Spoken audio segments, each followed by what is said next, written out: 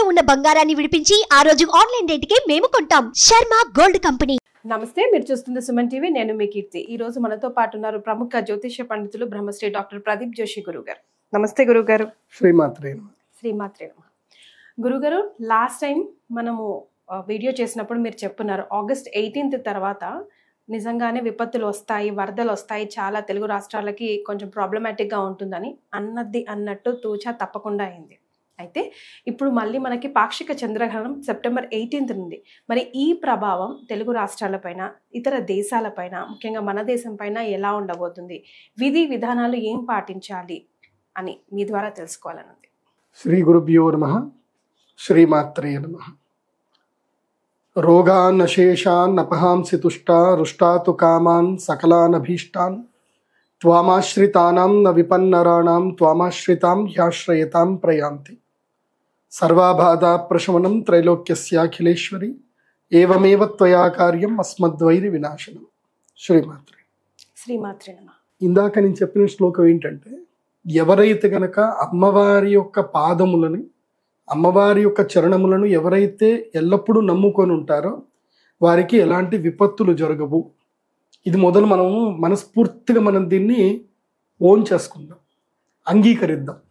ఎందుకోసమంటే ఇప్పుడు వచ్చిన వరదలు చూసినా, ఇప్పుడు గుజరాత్లో వరదలు వచ్చాయి, వాయనాడ్ అయితే ఊర్లు కొట్టుకుపోయాయి, ల్యాండ్ స్లైడ్ వచ్చింది.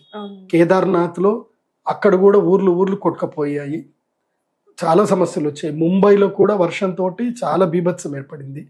ఇప్పుడు రీసెంట్గా జైపూర్లో, రాజస్థాన్లో వరద బీభత్సం ఏర్పడింది. అంటే ఇక్కడ అక్కడ అని కాదు, ప్రతి చోట వరద బీభత్సాలు జరుగుతున్నాయి. ఎందుకు జరుగుతున్నాయి అని అంటే, మానవ తప్పిదాలు చాలా అనంతం. ఫర్ ఎగ్జాంపుల్ ఏం లేదు, పక్కవాడికి ఏదైనా కష్టం వస్తే నువ్వు చూడట్లా. ఎవడి కష్టం వచ్చినా వాడికే కదా, నాకు లేదు కదా అని మనం అనుకుంటున్నాం. ఇప్పుడు ఈ యొక్క ప్రపంచం అనేది కూడా ప్రకృతి దృష్టిలో భూమిలో ఉండే ప్రజలందరూ చూస్తుంది ప్రకృతి. సో ఇప్పుడు ఇది నా శరీరం, ఇక్కడ నాకు పాము కుట్టింది కదా, ఇది నా చిటికెన వేలే కదా, చిటికెన వేలకి కుట్టింది, నాకు కుట్టలేదు అని అనుకుంటే విషం మెల్లిగా పాకి శరీరానికి మొత్తం వస్తుంది. సో ఆ చిటికెన వేలికి మనం ట్రీట్మెంట్ చేయాలి. అట్లాగే ప్రకృతిలో ఎక్కడ ఏ అనర్థం జరిగినా ప్రకృతికి మనం ఏదైతే విఘాతం ఏదైతే కల్పిస్తామో దాని యొక్క ప్రభావం అందరి మీద పడుతుంది. అది మనకి ఈ యొక్క గ్రహాలు మనకి సూచిస్తాయి. ఇప్పుడు గ్రహస్థితులు ఈ సంవత్సరం బాగాలేదు. ఇప్పుడు మనకి జ్యోతిష్ శాస్త్రంలో ఒక గొప్ప గుణం ఏంటంటే, సంవత్సరం పేరుతోటే ఆ సంవత్సరం అంతా ఎలా ఉంటుంది అనేది మనకు చెప్పేస్తుంది. మనకప్పుడు ఏమొచ్చింది, వికృతి నామ సంవత్సరం వచ్చింది. ఏమైంది, వికృతం మొత్తం జరిగింది. తర్వాత శార్వరి అంటే అందరి జీవితాలన్నీ కూడా చీకట్లోకి వెళ్ళిపోయాయి. తర్వాత ప్లవనామ సంవత్సరం, జీవితాలు మారాయి. శోభకృతనామ సంవత్సరం, పోయిన సంవత్సరం జీవితాలు బాగుపడ్డాయి, అందరి జీవితాలు బాగుపడ్డాయి, అందరూ ఆనందంగా ఉన్నారు. ఇప్పుడు ఏంటి అంటే క్రోధి నామ సంవత్సరం. అంటే ప్రకృతి ఏం చేస్తుంది, కోపం చూపిస్తుంది. సో ప్రకృతి యొక్క ప్రకోపాన్ని మనము భరించవలసిందే. ఇది జరుగుతుంది. ఇది క్రోధినామ సంవత్సరం. క్రోధినామ సంవత్సరంలో విశేషంగా 2 సూర్యగ్రహణాలు, 2 చంద్రగ్రహణాలు. నేను ఆల్రెడీ ఉగాది ఎప్పుడే మీరు నేను కలిసి డిస్కస్ చేసాం. అప్పుడు పంచగ్రహ కూటమిలో సూర్యగ్రహణం ఏర్పడింది.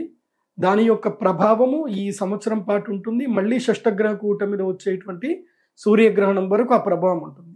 మళ్ళీ ఏప్రిల్లో సూర్యగ్రహణం రాబోతుంది. ఎప్పుడు షష్టగ్రహ కూటమితో కూడుకున్న సూర్యగ్రహణము ఏప్రిల్ 2025లో వస్తుంది. అప్పటి వరకు క్రోధినామ సంవత్సరం యొక్క క్రోధము ప్రభావం ఉంటుంది. ప్రకృతి యొక్క క్రోధ ప్రభావము ఈ యొక్క భూమండలం పైన ఉంటుంది. ఇప్పుడు విశేషంగా చెప్పాలి అని అంటే, ఈ యొక్క 18వ తారీఖు సెప్టెంబర్ 2024వ తారీఖు రోజున, అలాగే 2 అక్టోబర్ 2024 చంద్రగ్రహణము సెప్టెంబర్ 18కి ఉంది, అక్టోబర్ 2 సూర్యగ్రహణము. మొదలు ఇప్పుడు నేను చంద్రగ్రహణం గురించి చెప్తాను, జాగ్రత్త వినండి. 18 సెప్టెంబర్ అంటే మన ఇండియన్ టైం ప్రకారము, ఐఎస్టీ మన ఇండియన్ స్టాండర్డ్ టైం ప్రకారము 18 సెప్టెంబర్ 2024 ఉదయం 7:42 నుంచి మధ్యాహ్నం 12:30 అంటే ఆల్మోస్ట్ 1 o'clock వరకు, 7:30 to 1 o'clock వరకు, ఆల్మోస్ట్ 5 to 6 అవర్స్ మొత్తం కూడా ఈ గ్రహణం అనేది ప్రభావం అనేది ఉంటుంది. ఈ గ్రహణం టైమ్స్ లో వస్తుంది మార్నింగ్ టైంలో, అంటే మనకి కనబడదు. ఓకే, ఈ చంద్రగ్రహణము మన దగ్గర చంద్రుడు అస్తమిస్తాడు పశ్చిమం లోపల, ఈ ఇతర దేశాల్లో ఉదయిస్తాడు. ఆ ఏ దేశాల్లో ఆ చంద్రగ్రహణం కనిపిస్తుందో ఆ దేశాల పేర్లు కూడా చెప్తాను, అవి అందరూ కూడా నోట్ చేసుకోండి. అయితే ఈ చంద్రగ్రహణము మన దేశంలో అయితే లేదు, మనకి కనబడట్లేదు కాబట్టి మనకి సూతకం ఉండదు. అదేవిధంగా దేవాలయాలు మూసేయడాలు, ఆహార నియమాలు, ఇళ్ళు కడుక్కోవడాలు ఇవేవి కూడా మనకైతే లేవు. గ్రహణ నియమాలు వర్తించవు. అయితే ఈ గ్రహణ నియమాలు వర్తించవు, కానీ గ్రహణం వల్ల గ్రహ ప్రభావం అయితే, రాశుల మీద ప్రభావం అయితే తప్పకుండా ఉంటుంది. ఈ గ్రహణము ఎప్పుడైతే జరుగుతుందో, ఈ గ్రహణము జరిగిన తర్వాత ఈ గ్రహణానికి సంబంధించిన ముహూర్తాన్ని బట్టి ఆ ఏదైతే సందర్భంలో గ్రహణం ఏర్పడిందో ఆ కుండలిని బేస్ చేసుకొని, ఆ కుండలి ప్రకారం కొన్ని రాశుల వారికి కీడు ఉంటుంది, కొన్ని రాశుల వారికి మేలు ఉంటుంది. ఆ తర్వాత కొన్ని విపత్తులు జరుగుతాయి, కొన్ని లాభాలు కూడా జరుగుతాయి. నష్టము జరిగింది అని అంటే ఒక దగ్గర లాభం కూడా జరుగుతుంది. లాభము నష్టం రెండూ ఉంటాయి. సో ఇప్పుడు ఉదాహరణకి వరదలు వచ్చేసాయి, కొట్టుకుపోయాయి, ప్రజలకు నష్టం జరిగింది. కానీ బోట్లు అమ్మేవాడికి లాభం, వాటర్ బాటిల్ అమ్మేవాడికి లాభం, ప్లాస్టిక్ పేపర్లు అమ్మేవాడికి లాభం, పొట్లాలు అమ్మేవాడికి లాభం, భోజనాలు అమ్ముకునేవాడికి లాభం. ఇట్లా కొంతమందికి లాభం కలుగుతాయి కదా. కొంతమందికి నష్టం జరిగింది అంటే కొంతమందికి లాభం జరుగుతుంది. ఇది జరిగింది, ఇన్సూరెన్స్ వాడికి నష్టము, ఎవరైతే వెహికల్స్ రిపేర్ చేస్తారో వాళ్ళకి లాభం. ఎందుకోసం అంటే వెహికల్స్ అన్ని మర్జ్ అయిపోయాయి నీళ్ళల్లో. సో ప్రకృతి ఎట్లా ఉంటుందంటే ఒకళ్ళకి నష్టం జరుగుతుంది, ఒకళ్ళకి లాభం జరుగుతుంది. అట్లాగే సూర్యగ్రహణం కానీ చంద్రగ్రహణం ఏర్పడినప్పుడు 4 రాశులకి నష్టము, 4 రాశులకి లాభం కలుగుతుంది. సో ఆ లాభ నష్టాలు ఏవో కూడా చెప్తాను, జాగ్రత్తగా వినండి. ఎప్పుడైనా గ్రహణం ఏర్పడినప్పుడు ఆ గ్రహణము ఏదైతే రాశి ఉంటుందో, మన స్వరాశి నుంచి, మన రాశి నుంచి గ్రహణ రాశి, మన రాశి నుంచి లెక్క పెట్టినప్పుడు గ్రహణము ఏ రాశిలో అయితే జరుగుతుందో ఆ రాశి 3, 8, 4, 11 అంటే ఆ రాశి నుంచి 3వ రాశి. ఇప్పుడు ఉదాహరణకి మకర రాశి వారు ఉన్నారు. ఇప్పుడు ఇది గ్రహణం ఏ రాశిలో జరుగుతుంది అని అంటే మీన రాశిలో ఉత్తర భాద్రపద నక్షత్రం యొక్క 2వ పాదంలో ఈ యొక్క గ్రహణం జరుగుతుంది. ఇది చంద్రగ్రహణం 18వ తారీఖు సెప్టెంబర్. సో 3వ మకరము, కుంభము, మీనం. మకర రాశి వారికి గ్రహణం యొక్క రాశి ఏమవుతుంది అని అంటే 3వ రాశి అవుతుంది. అదే ధనస్సు రాశి వారికి చూస్తే 4వ రాశి అవుతుంది. అదే సింహ రాశి వారికి చూస్తే 8వ రాశి అవుతుంది. అదే వృషభ రాశి వారికి చూస్తే 11వ రాశి అవుతుంది. కాబట్టి 3, 4, 8, 11 స్థానాలు కలిగినటువంటి ఈ 4 రాశులు ఎవరైతే ఉన్నారో, ఎవరు మకరము, ధనస్సు, సింహము, తర్వాత వృషభ రాశి, ఈ 4 రాశుల వారికి ఏంటంటే ఈ గ్రహణము వల్ల లాభము కలుగుతుంది. ఈ గ్రహణం వల్ల వీళ్ళకి అదృష్ట యోగం కలుగుతుంది. ఎక్కడో ఒక చోట నెగిటివ్ జరుగుతుంది, వీళ్ళకి మాత్రం అది పాజిటివ్గా మారిపోతుంది. ఇందాక చెప్పిన ఎగ్జాంపుల్ లాగా. సో ఈ 4 రాశుల వారికి మేలు జరుగుతుంది. ఆ తర్వాత ఏ రాశుల వారికి అరిష్టం జరగబోతుంది ఈ యొక్క చంద్రగ్రహణం వల్ల. ఈ రాశుల వారు ఎవరు అనంటే, ఎక్కడైతే కనుక గ్రహణం జరుగుతుందో ఆ గ్రహణ రాశి ఏమేమి అవ్వకూడదు అనంటే 1, 6, 2, 7 రాశులు అవ్వకూడదు. 1, 6, 2, 7 ఈ రాశులు అవుతే గనక వాళ్ళకి ఈ గ్రహణము అరిష్టము. ఎవరెవరికి అనంటే 1వ స్థానం. 1వ స్థానం అంటే స్వరాశి, తమ రాశిలోనే గ్రహణం జరగబోతుంది. కాబట్టి ఎవరికి అనంటే మీన రాశి వారికి అరిష్టము. అందులోపల ఉత్తర భాద్రపద నక్షత్రం వారికి గండకాలము, ఉత్తర భాద్రపద నక్షత్రం వారికి మంచిది కాదు ఈ గ్రహణము. 2వ స్థానము. సో మీనరాశికి 2వ స్థానం ఎవరు అవుతారు అంటే కుంభరాశి వారికి మీనరాశి 2వ స్థానం అవుతుంది. కాబట్టి కుంభరాశి వారికి కూడా ఈ గ్రహణము అరిష్ట ఫలదాయకము. ఆ తర్వాత 7వ స్థానమైనటువంటి కన్యారాశి వారికి కూడా ఈ గ్రహణము అరిష్టప్రదం అవుతుంది. కన్యారాశి వారికి కూడా ఈ గ్రహణము మంచిది కాదు. అదేవిధంగా 6వ స్థానమైనటువంటి తులారాశి వారికి కూడా ఈ గ్రహణము మంచిది కాదు.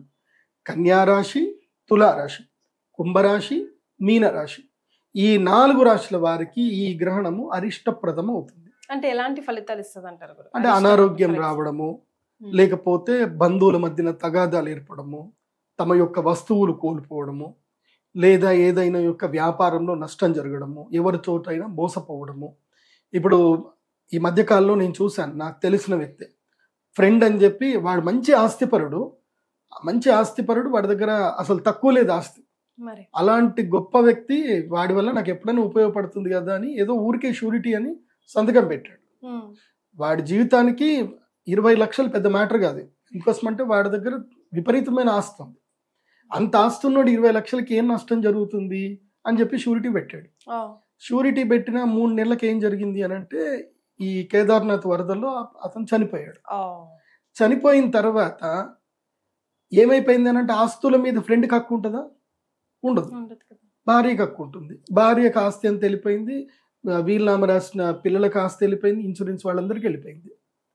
ఇప్పుడు ఇన్సూరెన్స్ డబ్బులు వాళ్ళకి వెళ్ళిపోయాయి, షూరిటీ మాత్రం వీడు పెట్టాడు.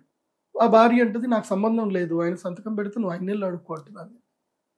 పిల్లలు మాకు సంబంధం లేదంటారు, వాళ్ళ అమ్మ నాకు సంబంధం లేదంటుంది. వీడి జీవితానికి 20 లక్షలు అంటే వీడి జీవితకాల సంపాదన. అందుకోసం అంటే వీడి నెలకు సంపాదించేది 20,000, ఏదో ఫ్రెండ్ అని సంతకం పెట్టాడు అంతే. వీడు 20 లక్షలు అప్పు కట్టాల్సిన పరిస్థితి వీడికి ఏర్పడింది. సో జీవితం అట్లా కింద మీద అయిపోతుంది. అందుకే మన జీవితంలో పెట్టకూడదు ఎప్పుడు షూరిటీ సంతకమే. అది ఎట్లా ఉన్నా సరే, మన తలరాత బాగలేకపోతే ఏం జరుగుతుంది అది. సో ఇలాంటివి చెయ్యకండి, ముఖ్యంగా మోసపోతారు. ఇప్పుడు ఎవడో ఒక డబ్బులు ఇస్తాడు. ఈ మధ్య కాలంలో ఒక బోగస్ కేసు చూసింది.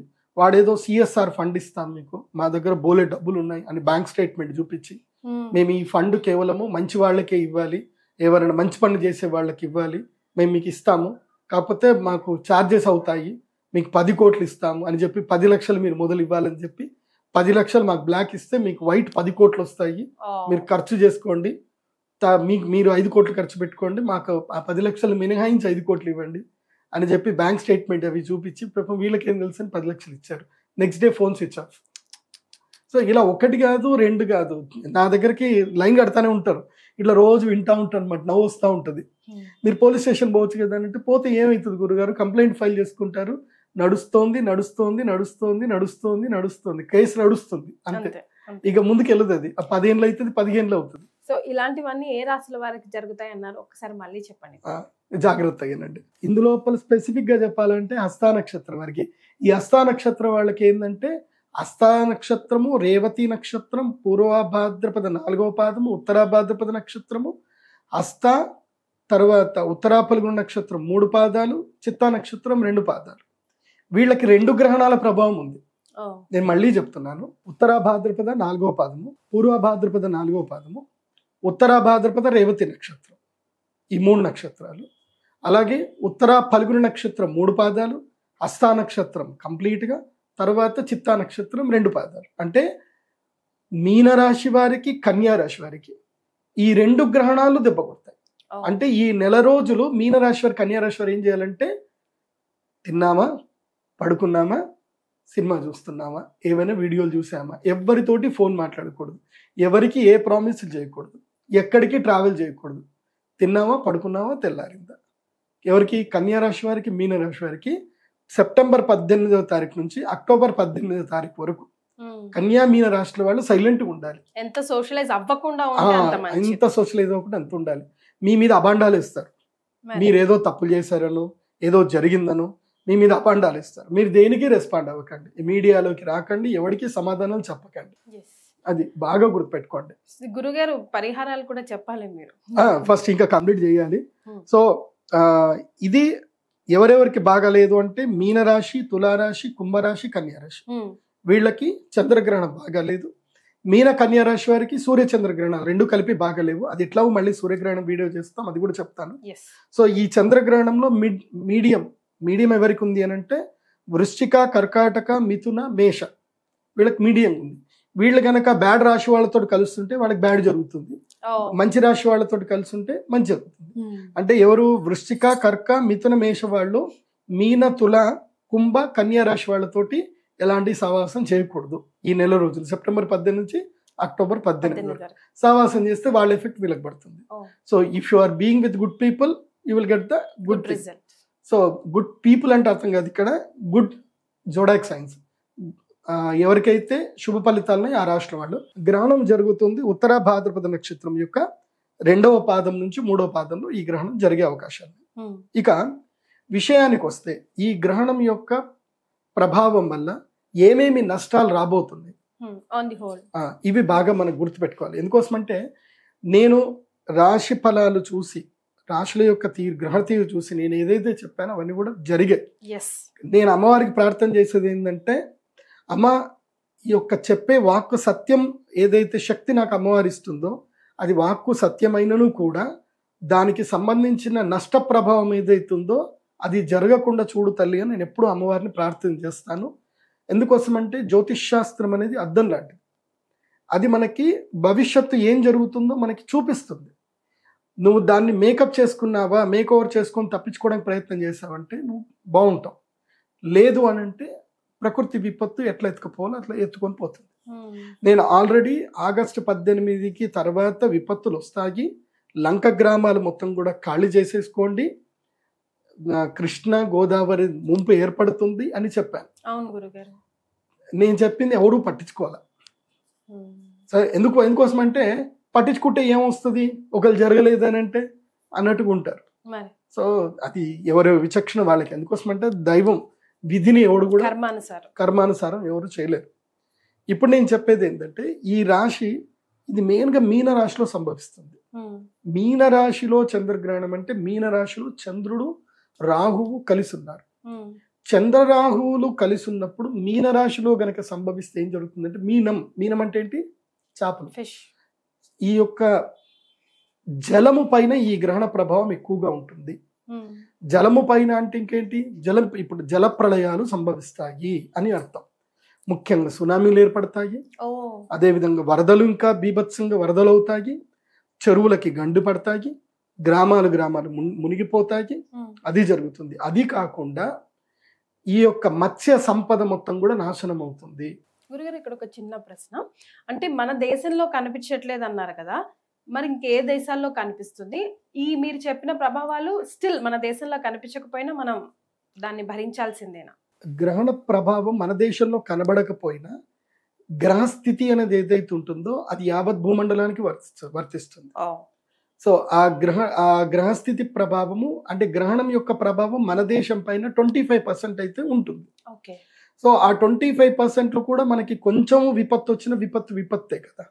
కాబట్టి ఇక్కడ నేను చెప్పినట్టుగా ఈ గ్రహణ ప్రభావము ముఖ్యంగా కర్నూలు తుంగభద్ర నదీ తీర ప్రాంతం వాసులకు, అదేవిధంగా సముద్ర తీర ప్రాంత వాసులైనటువంటి విశాఖ, కాకినాడ, తర్వాత విజయనగరము అటు సైడ్ వాళ్ళకి, కోస్తా తీర వాసులకు, అదేవిధంగా వెస్టర్న్ ఘాట్స్లో ఉండేటువంటి వారికి, వెస్టర్న్ ఘాట్స్ ఏదైతే కనుక నదీ పరివాహక ప్రాంతాలు కానీ తర్వాత కొండ ప్రాంతంలో ఉండేటువంటి వాళ్ళకి, వెస్టర్న్ ఘాట్స్ అంటే కేరళ, తమిళనాడు, కర్ణాటక, మహారాష్ట్ర మొత్తం 3 వస్తాయి. సో వెస్టర్న్ ఘాట్స్లో కూడా ల్యాండ్ స్లైడ్స్ వచ్చే అవకాశం ఉంటుంది. సో ఈ యొక్క గ్రహణం యొక్క ప్రభావము అక్టోబర్ 18వ తారీఖు వరకు ఉంటుంది. ఇందులోపలనే భూకంపాలు కూడా వచ్చే అవకాశం ఉంటుంది, ల్యాండ్ స్లైడింగ్స్ వచ్చే అవకాశాలు కూడా కనిపిస్తున్నాయి. సో ఇవి గ్రహణం యొక్క ప్రకృతి విపత్తులు, అంటే సామూహికంగా అందరికి వచ్చేటువంటి గ్రహణ ప్రభావాలు. మరి ఈ గ్రహణ ప్రభావానికి రెమెడీ ఏమిటి, ఏం పరిష్కారాలు ఏం చేసుకోవాలి అని అంటే దైవధ్యానం తప్పకుండా చేసుకోండి. ఇంట్లో ఉండండి, దైవధ్యానం చేసుకోండి. ఈ గ్రహణము జలము పైన గండంగా వస్తుంది కాబట్టి నదీ పరివాహక ప్రాంతాలకు వెళ్ళకండి. తర్వాత విహారయాత్రలకి, నదుల్లో విహారయాత్రలు, స్పీడ్ బోటింగ్ అని చెప్పి వాటికి కూడా వెళ్ళకండి. అదేవిధంగా మేము అన్ని ప్రికాషన్ తీసుకున్నామండి అన్నీ అనుకున్నా వేస్ట్. ఎందుకోసం అంటే మొన్న ఈ మధ్యలోనే నంద్యాల దగ్గర ఒక పెద్ద పోలీస్ ఆఫీసర్ వాళ్ళ పిల్లలే విహారయాత్రకని వెళ్ళారు, బోట్లో లైఫ్ జాకెట్ వేసుకున్నారు, అన్ని వేసుకున్నారు. వాళ్ళ దురదృష్టం ఏందనంటే లైఫ్ జాకెట్ వల్లనే వాళ్ళు చనిపోయారు. అది ఎందుకోసం అంటే ఆ బోట్ తిరగబడిన బోట్ వాళ్ళ మీదే పడింది. సో ఆ బోట్లో నుంచి వీళ్ళు బయటకు రావాలంటే మునిగి బోట్లో నుంచి బయటకు రావాలి. వీళ్ళు మునుగుదామంటే లైఫ్ జాకెట్ మునగడానికి ఛాన్స్ ఇవ్వట్ల. సో ఆ బోట్ బరువు వెళ్ళిపోయి వీళ్ళు లోపల మునిగిపోయారు. సో వాళ్ళు బయటకు రాలేకపోయారు. ఇది ప్రెషర్ ఏమో పైకి కొడుతుంది, బోట్ ఏమో పైకి ప్రెషర్ ఇస్తుంది. సో అకస్మాత్తుగా అక్కడ చనిపోయారు. ఇంకా సో మరణం అనేది మృత్యుగండం దీనిపైన ఉంది అన్నప్పుడు అది జరిగిపోతుంది. అక్టోబర్ 18వ తారీఖు వరకు గండ పురుషుడు భూమిపైన సంచారం చేస్తాడు. అందులోపల జలము పైన సంచారం చేస్తాడు, తదుపరి అగ్ని పైన సంచారం చేస్తాడు. అంటే విద్యుత్ ఆఘాతాలు బాగా జరిగే అవకాశం ఉంటుంది. కాబట్టి విద్యుత్ అధికారులు కూడా చాలా అప్రమత్తంగా ఉండండి. అండ్ ప్రజలు కూడా చెప్పేది ఏంటంటే, మీరు విద్యుత్ అధికారులని కోప్పడకండి, తిట్టకండి వాళ్ళని. వాళ్ళు కరెంటు తీశారు అని అంటే మన మంచి కోసమే తీశారు అని అర్థం చేసుకోండి. ఏదో సీరియల్ మిస్ అయిపోతున్నామో, క్రికెట్ మిస్ అయిపోతున్నాం అనుకుంటాం కానీ అక్కడ లైఫ్లు మిస్ అయిపోతాయి. ఎందుకోసం అంటే ఎక్కడైనా ఒక తీగ నీటిలో తెగిపడిందంటే ఎర్త్ సరిగ్గా లేకపోతే ఇంకా అందరి ప్రాణాలు ఎగిరిపోతాయి. సో ఆ విషయంలో జాగ్రత్తగా ఉండండి. ఇక పరిష్కార విషయానికి వస్తే గ్రహణం అనేటువంటిది చాలా అద్భుతమైన సమయం. ఎవరెవరి జాతకంలో అయితే గనక చంద్రుడు రాహువు కలిసి ఉన్న, చంద్రుడు కేతు కలిసి ఉన్న వాళ్ళకి జీవితము లోపల ఏవి కూడా ఫుల్ఫిల్గా దొరకవు, సాటిస్ఫాక్షన్గా వాళ్ళ జీవితం ఉండదు, మనస్సు తృప్తిగా ఉండదు, మనస్సు ఎప్పుడు చంచలంగా ఉంటుంది, తర్వాత జ్ఞాపక శక్తి తక్కువగా ఉంటుంది, తర్వాత శరీరంలో ఎప్పుడు కూడా అనారోగ్యాలు ఉంటాయి. ఏవి? చంద్రకేతువు, చంద్ర రాహువు ఇవి కలిసి ఉంటాయి. చంద్రకేతువు జాతకంలో ఎవరికైతే కలిసి ఉంటుందో వాళ్ళకి విపరీతమైన అనుమానం ఉంటుంది, విపరీతమైన ఆలోచన. ఎప్పుడు పడుకున్నా, లేచినా, కూర్చున్నా ఎప్పుడూ ఆలోచనే ఉంటుంది వాళ్ళకి. తీరా చేస్తే ఒరిగేది ఏముండదు, కానీ ఆలోచిస్తూనే ఉంటారు. ఏదో ఆలోచన, ఎవరినో తిడుతూ ఉంటారు, ఎవరి మీదనో నోటిఫై చేస్తూ ఉంటారు. ఇప్పుడు ఇంట్లో వాళ్ళని, ఇప్పుడు వాళ్ళ భార్య ఎంత చేస్తున్నా వాళ్ళని తిడుతూనే ఉంటారు, అది కరెక్ట్ చేయట్లేదు, ఇది కరెక్ట్ చేయట్లేదు, ఇట్లా అంటానే ఉంటారు. అది చంద్రకేతు ప్రభావం. చంద్ర రాహు ప్రభావం ఎలా ఉంటుంది అని అంటే, ఎన్ని టాబ్లెట్లు వేసుకోండి, ఎంత యోగా చేయండి, ఏమీ చేయండి, అనారోగ్యం అట్లాగే కంటిన్యూ అవుతూ ఉంటుంది. అయితే డైజెషన్ ఇష్యూ ఉంటుంది, లేకపోతే స్కిన్ ఎలర్జీ ఇష్యూ ఉంటుంది, లేకపోతే ఎండోక్రైనికల్ గ్లాండ్స్ ఇష్యూస్ ఉంటాయి. ఇవన్నీ కూడా చంద్రరాహు యుతిలు, చంద్రకేతు వల్ల. మెయిన్గా ఇంకోటి ఏంటంటే జ్ఞాపక శక్తి సరిగ్గా లేకపోవడం, మితిమీరిన ఆలోచనలు ఎక్కువగా ఉండడం, పిచ్చి, వెర్రి, ఇవి కూడా చంద్రకేతు యుతి, చంద్రరాహు యుతి వల్లనే జరుగుతాయి. ఇంకోటి, ఎవరైతే గనక ఇది చాలా జాగ్రత్త వినండి, ఎవరైతే గనక పిల్లలు గ్రహణం సమయంలో, అంటే ఇప్పుడు ఈ సెప్టెంబర్ 17, 18కేమో చంద్రగ్రహణం ఉంది, అక్టోబర్ 2కేమో సూర్యగ్రహణం ఉంది. ఎప్పుడు గుర్తుపెట్టుకోండి, చంద్రగ్రహణము, సూర్యగ్రహణం ఇవి రెండు కూడా అయింది అని అంటే కలిసే వస్తాయి. అంటే 15 రోజుల గ్యాప్ లోనే వస్తాయి తప్పకుండా. ఇటు సూర్యగ్రహణం వచ్చింది అని అంటే తర్వాత చంద్రగ్రహణం పక్కా గ్యారంటీకి వస్తుంది. సో అందులో ఒక డౌట్ లేదు. ఈ మధ్య కాలంలో ఎవరైనా పుడితే దీన్ని సంధి కాలము అంటారు, గ్రహణ సంధి కాలము అంటారు, దీన్ని గ్రహణ వేద కాలం అని కూడా అంటారు. ఎవరైతే ఈ గ్రహణ వేద కాలంలో పుడతారో వాళ్ళ జీవితంలో వాళ్ళకి అదృష్టం రాదు, వాళ్ళ జీవితంలో ఏ పనికి వెళ్ళినా వాళ్ళకి విఘ్నాలు జరుగుతూనే ఉంటాయి, జీవితంలో ఆనందం అనేది దొరకదు, ఏదో ఒక మూలకంగా వాళ్ళకి ఏదో ఒక వెలుతు వస్తుంది.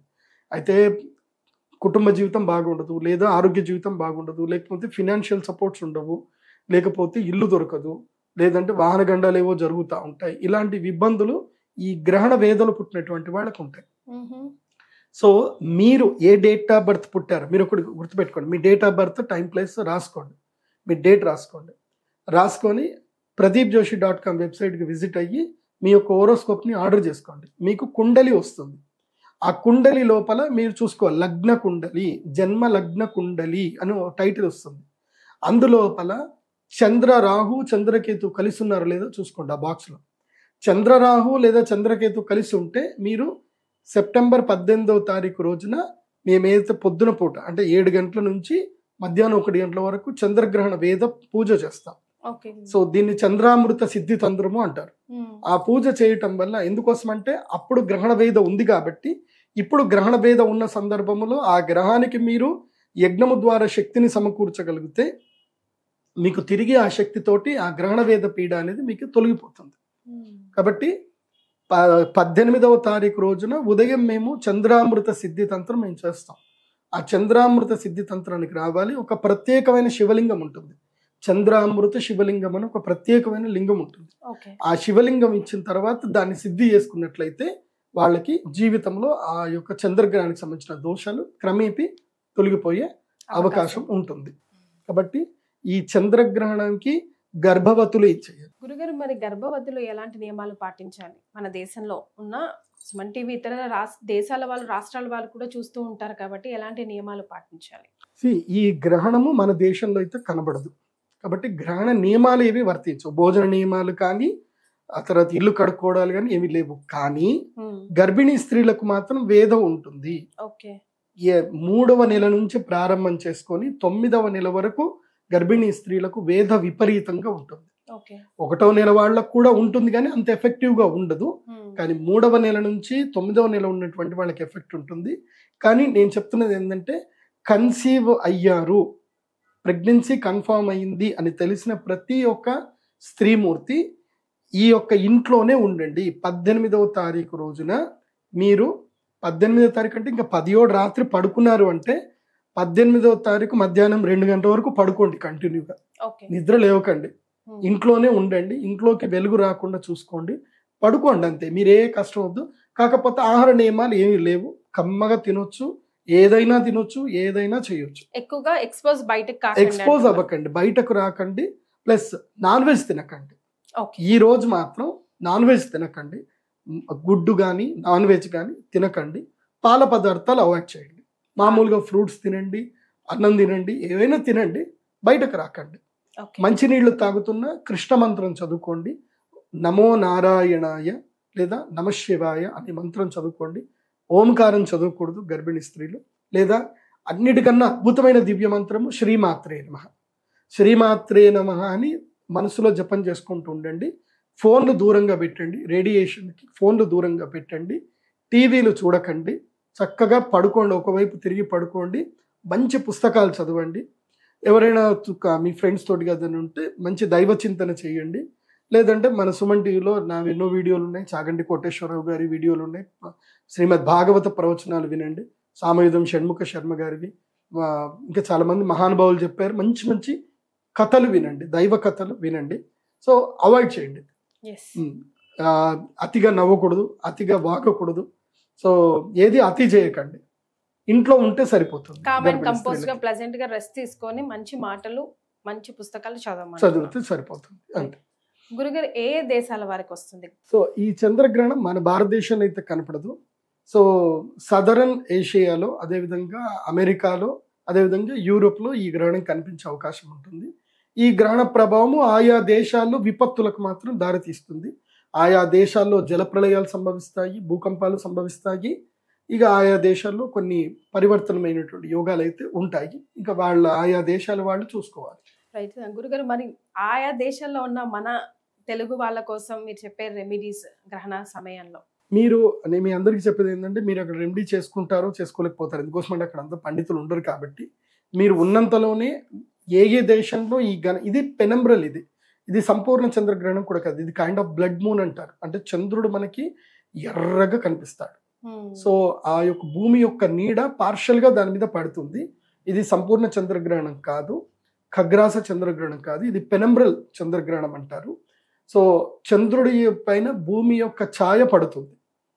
కాబట్టి ఏం జరుగుతుంది అని అంటే కనుక, ఈ గ్రహణ ప్రభావం ఎక్కడైతే మన యొక్క సుమన్ టీవీ ఎక్కడికైనా పోతుంది, వరల్డ్ వైడ్గా వెళ్తుంది. కాబట్టి ఎవరైతే యూరోప్ కంట్రీలో, తర్వాత అమెరికాలో ఎవరైతే ఉన్నారో, మీ అందరికీ చెప్పేది ఏంటంటే, ఇంట్లోనే కూర్చొని జపం చేసుకోండి. పురుషులైతే కనుక ఓం నమ శివాయ, అదేవిధంగా ఓం నమో నారాయణాయ ఈ మంత్రం చదువుకోండి. లలితా సహస్రనామం చదవండి, విష్ణు సహస్రనామం చదువుకోండి. ఉన్నంతలో ధ్యానం చేసుకోండి, జపం చేసుకోండి. పిల్లలైతే కనుక ఏం చేయాలి అని అంటే, గ్రహణ సమయంలో ఇది బాగా గుర్తుపెట్టుకోండి, ట్రిక్ ఇది. గ్రహణ సమయంలో ఇది విలోమ కాల సర్ప యోగం అంటారు. మనకి ఏదైతే సబ్జెక్టు జీవితంలో కష్టతరమైందో రాదో, ఆ సబ్జెక్ట్ని గ్రహణ సమయంలో భగవంతునికి నివేదన చేస్తూ ఆ సబ్జెక్ట్ చదవాలి. చదివితే ఆ సబ్జెక్ట్ వచ్చేస్తుంది. నాకు మ్యాథమెటిక్స్ చాలా కష్టం.